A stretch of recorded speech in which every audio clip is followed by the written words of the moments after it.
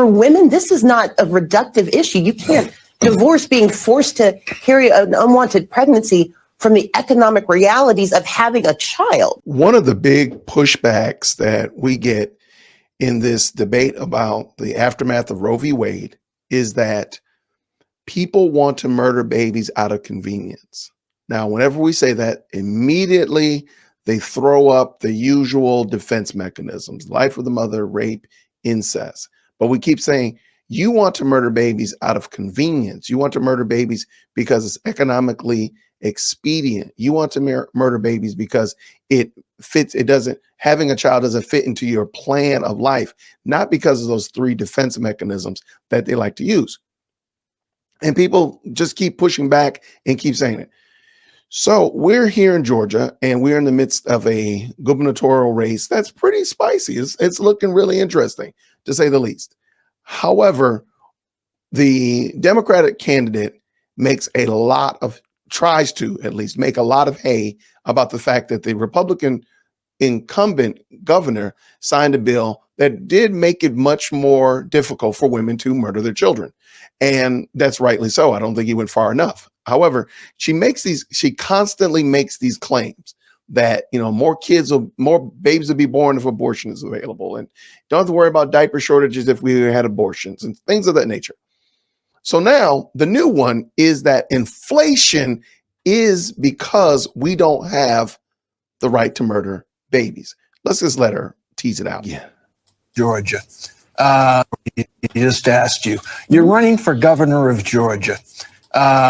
I would assume, maybe incorrectly, but while abortion is an issue, it nowhere reaches the level of interest of voters in terms of the cost of gas, food, bread, milk, things like that. What could you do as governor to alleviate the concerns of Georgia voters about those livability, daily, hourly issues that they're confronted with? That's a beautiful question. I don't know that host, but that's a fantastic question. So let's see. He said, hey, okay, abortion is a big deal because she's running on the platform of abortion. She talks about it all the time.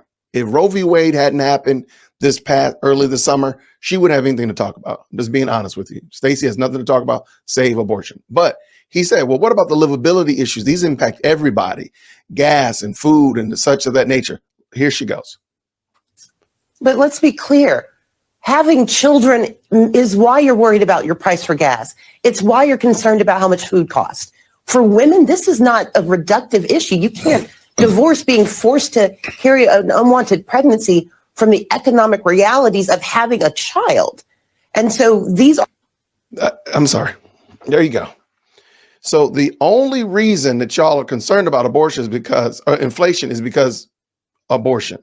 People don't have the right to have an abortion and just murder their children at will. That is the only reason you're concerned about the price of gas and eggs and milk and food and so forth. That's the only reason you care, is because you can't murder your babies. It's important for us to have both and conversations. We don't have the luxury of reducing it or separating them out, but we also have to talk about what a governor can do. A governor can address housing prices. A governor can address the cost of education. A governor can put money into the pockets of everyday hardworking Georgians instead of giving tax cuts to the wealthy. Those are all speaking points, because that doesn't change the price of gas. None of those things changes the price of gasoline or eggs or livability. None of those. And for the most part, as far as I know, most homes here in Atlanta did not, your mortgage didn't go up significantly. Your rent didn't change significantly. Maybe it did. Please let me know. Comment down below if I was wrong. However, what she's talking about has nothing to do with what the man asked her. That's what I talk about on the trail, and that's what's resonating. But let's not pretend that women, half the population, especially those of childbearing age, they understand that having a child is absolutely an economic issue. It is only politicians who see it as simply another cultural conversation. It is a real biological and economic imperative conversation that women need to have. So you hear it straight from Stacey's mouth. The only reason you're concerned about inflation is because you're able to have children. And if we can get you to have an abortion, therefore you would not be concerned about this because you'd have more money in your pocket. I don't know where that comes from. But Georgia's doing pretty well overall. And so she has to continue to create this narrative and paint this picture that Georgia's in doom and gloom when most Georgians are not. They're looking at, well, we're doing pretty well. The problem is, again, the price of raising those things in our state. Those are the problems, and those are affected by the federal government. A lot of these issues that she's referring to, she's just kind of gloss over them and say, how does that work? I don't understand. But if you do, please feel free to let me know down below. And until next time.